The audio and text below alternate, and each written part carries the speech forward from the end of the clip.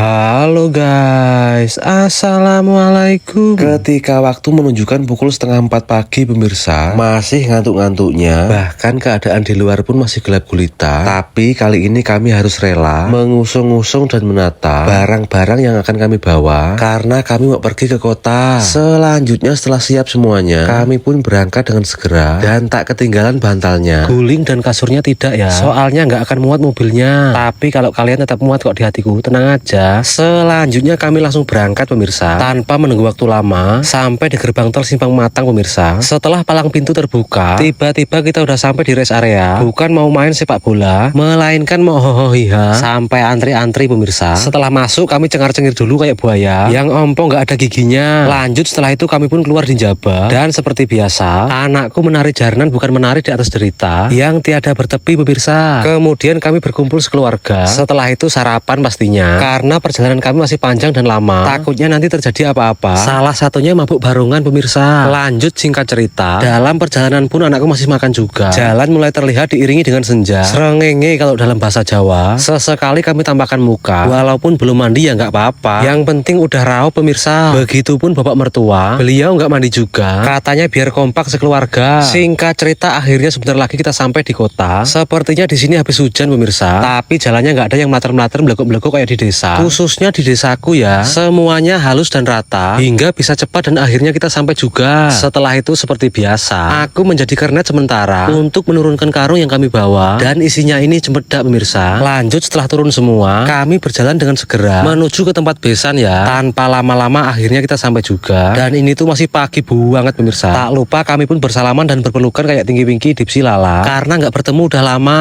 Singkat cerita, setelah mandi semua, kami langsung keluar dan mau berangkat lagi pemirsa, mau ke pantai rencananya. Saking senengnya anakku menari-nari dengan gaya ular kobra, dan tak lupa aku membantu membawa barang bawaan walau cuma sebagai pencitraan. Malah ada iparku ikut-ikutan. Oh alah bel gedes tenan.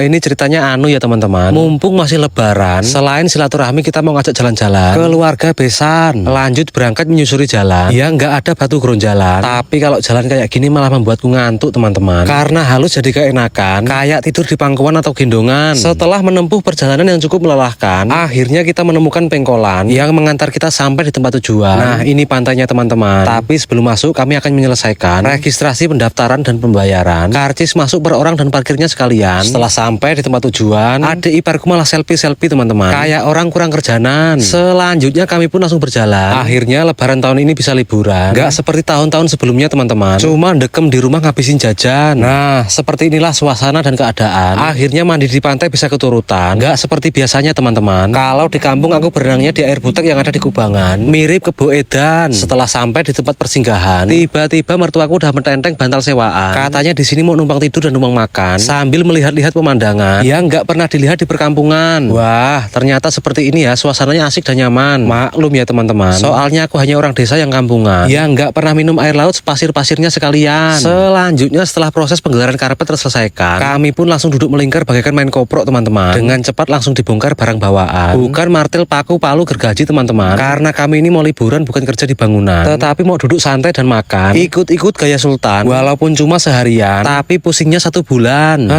Nggak apa-apa lah ya teman-teman, mumpung masih ada kesempatan, soalnya kalau nggak pas momen lebaran nggak mungkin bakal kesampaian. Oke teman-teman, kurasa cukup sekian, dan perlu kalian ketahui video ini berkelanjutan, jangan lupa dinantikan. Maka dari itu terima kasih dan dadah.